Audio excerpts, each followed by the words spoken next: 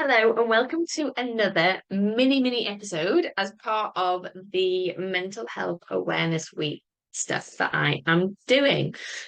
So if you've missed the other episodes, go back, find them, have a listen. They're all super short with like one or two really simple tools that you can use and put them together, and you will notice a big difference in how you feel and how you experience life.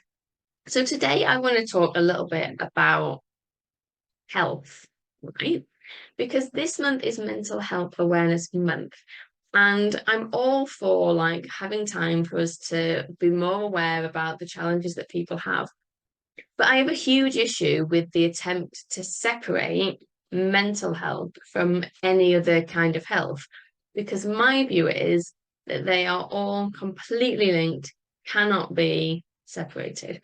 Because when you feel bad, when you feel anxious, and you feel anxious because your stomach's in knots, your chest is tight, you aren't sleeping very well, your mind's going a million miles an hour, you can't focus. It's not all just brain-based experiences. Like there's a physical part to that too. When you are anxious, a lot of the time you will have alongside that gut issues. People who are anxious tend to have IBS, right? People who are depressed and have low moods also have physical challenges that go alongside that. If you read, not sure I'd recommend, it's quite a challenging read in terms of like shocking. When the Body Says No by Dr. Gabor Mate, there is a load of evidence out there about the links between physical symptoms and ailments and our mental health. Okay. Autoimmune diseases. Do they just happen? Are they stress related? Did they come on the back of a trauma? Like, I'm not here to give you a definitive answer. It's just some stuff for you to think about. Okay. And the problem with calling it mental health is that it seeks to disconnect the brain, that one part, from all of your other parts. Okay. And so much of how society runs seeks to disconnect us. You can be this person at work, but you have to be that person at home, and you can't bring this part of you into the workplace. You can focus on logic, but you can't focus on logic and intuition. You can't have the two. And so most people were so separated, okay? And a big part of the work is to integrate, bring it all back together. And this is why I love a holistic approach to personal development work. But the same goes for health, okay? You go to the gym and you exercise and you build stronger muscles, but it releases endorphins. It helps with like feel good hormones. When your body is sore and stiff, it gets you down, right? When the insides aren't working that well, you're not going to function as well. You're not going to be, if you've hurt your back or cricked your neck, there's no way you're going to give as much when you go into the office for the day because you're in pain, okay? When you are in emotional pain, as we all are, by the way, we've all got it, whether or not you've put it in a box on the shelf that you don't want to look at, or you're like, this is my pain, right? It's all so inextricably linked. And I would love for us to stop talking about mental health like it's some random category, which is still stigmatized. For like mental health over here is like people that have got real issues and they're really unwell.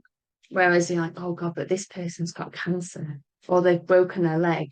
And it's so much more understandable. Let's start being a little bit more curious about the links between it all.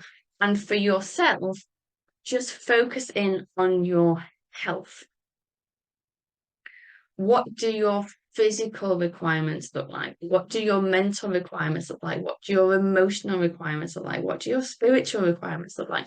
That doesn't need to be a religion or a particular god or a certain thing. It's like, how do you connect back to yourself? So for me, my spiritual practice is going out and spending time in nature. I mean, the clues in the background in it, right? Going out and spending time in nature, because that is when I feel the most connected to myself.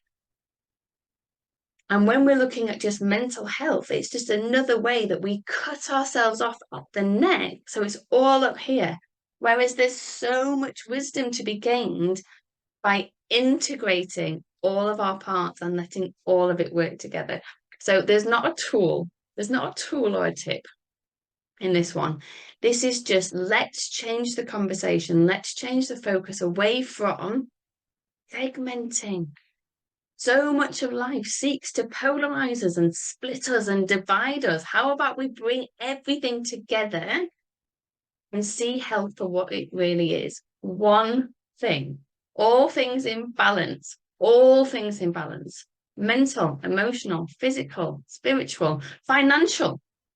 Like, your financial health is also super important. Forgot that the first time round.